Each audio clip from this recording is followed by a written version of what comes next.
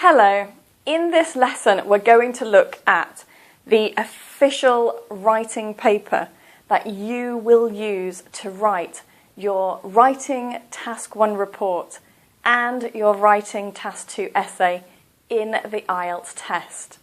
This is the official Ielts paper here, and I will explain to you in this lesson why you need to practice writing with this paper and how you need to fill it in when you have your test. So let's have a look at why it's important to practice writing using the official writing paper. The main reason to practice writing using this writing paper is mainly because of the word count. Now, in the test for Writing Task 1, you need to write 150 words or above. You shouldn't write under 150 words. Now, the examiner is going to check how many words you've written. And in the test, you don't have time to sit and count how many words you have written. But what you can do is you can download this paper. I will give you a link at the end of the lesson. You can download the official writing paper and you can practice writing on this paper. And when you practice writing, you'll see how big the paper is and more or less how many words you will write for your writing on each line. You can also start checking how many lines and how much space you usually take to write 150 words. And that will save you a lot of time and a lot of worry when you're in the exam. And of course, another reason that you need to practice with this paper and practice your handwriting. A lot of students are typing on a computer rather than handwriting. But in the test, you need to use a pen and paper. So what you need to do is practice. Make sure that you do not go over the lines. Keep your handwriting clear and easy to read. If the examiner cannot read what you write, you can't get a very good band score.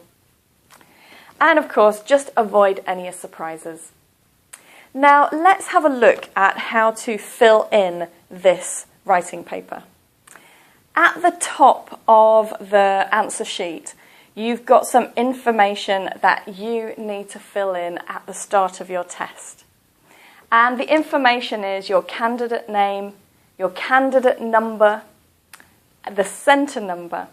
Now, this information you will be given when you go to your Ielts test centre. You also have to fill in the date, so don't forget that. But a very important part is this, and this is just above the beginning of the writing paper.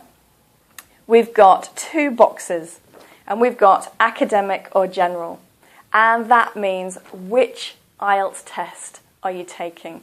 There are two Ielts tests for writing. There's the academic writing paper and the general writing paper. And you need to tick and choose which one you're doing.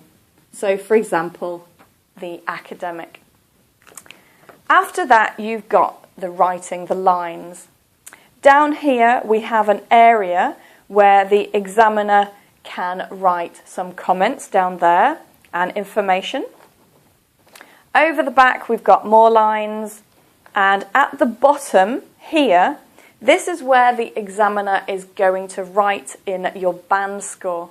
The examiner has 4 criteria.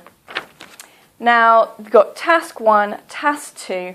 These are the 4 criteria. We've got task achievement or task response, coherence and cohesion, lexical resource, and grammar. This is your information and your ideas, your answer. This is your structure and your organization, your vocabulary and your grammar. And the examiner will write a band score for each one.